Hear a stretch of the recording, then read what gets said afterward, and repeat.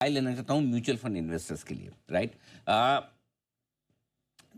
जो लोग ऑलरेडी है इन्वेस्टेड या जिनकी एसआईपी चल रही है, उन्हें क्या करना चाहिए? और जो लोग नया पैसा लगाना चाहते हैं, वो कैसे अप्रोच करें इस बाजार को? सो अनिल भाई, हमारी तो हमेशा यही निवेदन रहा है कि आपका असेट अलोकेशन देखिए। अगर आप इस वक्त इक्विटी में न्यूट्रल वेट है तो अपनी एसआईपी चलाते रहिए। मार्केट में उतार चढ़ाव आते रहेंगे, बट एसआईपी का मतलब यही है कि थोड़ा गरम थोड़ा नरम, कभी ऊपर कभी नीचे आपका निवेश चलता रहे। अगर आपको पैसों की जरूरत है तो डेफिनेटली इस लेवल पे भी आप प्रॉफिट बुक कर सकते हैं या लॉस बुक कर सकते हैं। लेकिन अगर पैसों की जरूरत नहीं है तो मार्केट गिरने वाला है उस डर में एसआईपी बंद मत करिए। अपने असेट अलोकेशन के धर्म का पालन करिए। अगर किसी को लगता है कि यार मुझे ये सब असेट अलोकेशन के भारी भरकम शब्द नहीं समझने हैं, तो आप म्यूचुअल फंड इंडस्ट्री द्वारा जो असेट अलोकेशन फंड होते हैं उसमें निवेश कर दीजिए।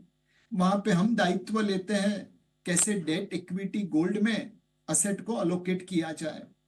तो आइधर आप असेट अलोकेशन करिए या हम पे वो दायित्व छोड़ दीजिए, बट मार्केट टाइमिंग करने की कोशिश मत करिए। इसमें किसी का भला होता हुआ हमने नहीं देखा है।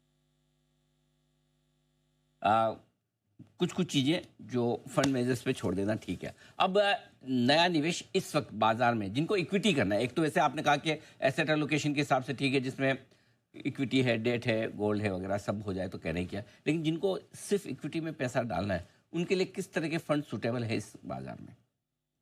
अनिल भाई, मुझे लगता है कि इस वक्त लार्ज कैप रीजनेबली वैल्यूड है, हिस्टोरिकल एवरेज वैल्यूएशन के आसपास है। तो लार्ज कैप फंड में ओवरवेट रहिए। मिड कैप और स्मॉल कैप फंड में करेक्शन के समय आप निवेश कर सके वैसा सिस्टमेटिक ट्रांसफर प्लान अपनाइए। अगर सेक्टर या थीमेटिक फंड में जाना है तो आप बैंकिंग एंड फाइनेंशियल सर्विसेज या कंज्यूमर डिस्क्रिशनरी स्पेस को देख सकते हैं। बिल्कुल ठीक बात है सर। तो अपने एसेट एलोकेशन को प्रॉपर करें और उस लिहाज से करें आप निवेश। नीलेश भाई,